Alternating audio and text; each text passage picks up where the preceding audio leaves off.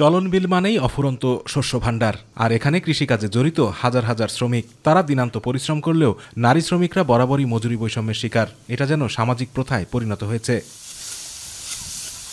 শ্রমিক সংগঠনগুলো বিভিন্ন বিষয় নিয়ে কাজ করলেও নারী শ্রমিকদের দাবি আজও তারা উপেক্ষিত। এই বৈষম্যের অবসান চান তারা। আমাদের খুব কষ্ট হয় ছেলে মেয়েদের পড়াইতে। এই যেটা পাই আধমন 10-এর যেটা পাই অর্ধেক বেচি আর অর্ধেক থুই, আর এটা আমরা পরিবার মিলে খাই। আমাদের ধান কাটতে আসছি, তাহলে তো এগুলো আমাদের পুরুষ আর নারীদের সমান অধিকার হচ্ছে, কিন্তু আমাদের তো সমান অধিকার দিচ্ছে না। শ্রমিকরা বলছেন যুগ যুগ ধরেই চলছে মজুরি বৈষম্য। এটা যেন তাদের বিধিলিপি। দেশের সবকিছু বদলালেও তাদের ভাগ্য এখনো অপরিবর্তিত। স্ত্রী পুরুষ মিলে কাজ করি, কিন্তু সঠিক মজুরি পাই না। আমরা পুরুষরা যদি পাই 500, মহিলারা পায় 250।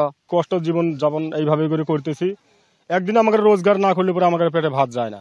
আমরা চাই যেন ওই নারী পুরুষ সবাই সমান কাজ করি, সবাই সমান যেন টাকা পাই, কাজের মজুরি পাই। নারী শ্রমিকদের মজুরি বৈষম্যের কথা স্বীকার করে সকল ভেদাভেদ দূর করার দাবি জানান এই শ্রমিক নেতা। দেশ যখন সমতার কথা বলছে, বৈষম্যহীনতার কথা বলছে, ঠিক সেই সময়ে এই ধরনের নারী শ্রমিকদের মজুরি বৈষম্যটা আমাদেরকে কষ্ট দেয়, বেদনা দেয়। সঙ্গত কারণে এর একটা অবসান হওয়া দরকার বলে আমি মনে করি। বদলে যাচ্ছে দেশ, দূর হবে সমাজের সকল বৈষম্য। পুরুষের পাশাপাশি নারী শ্রমিকরা পাবেন তাদের কাজের ন্যায্য মূল্য। আতিকুর রহমান তিতাস, মাই টিভি।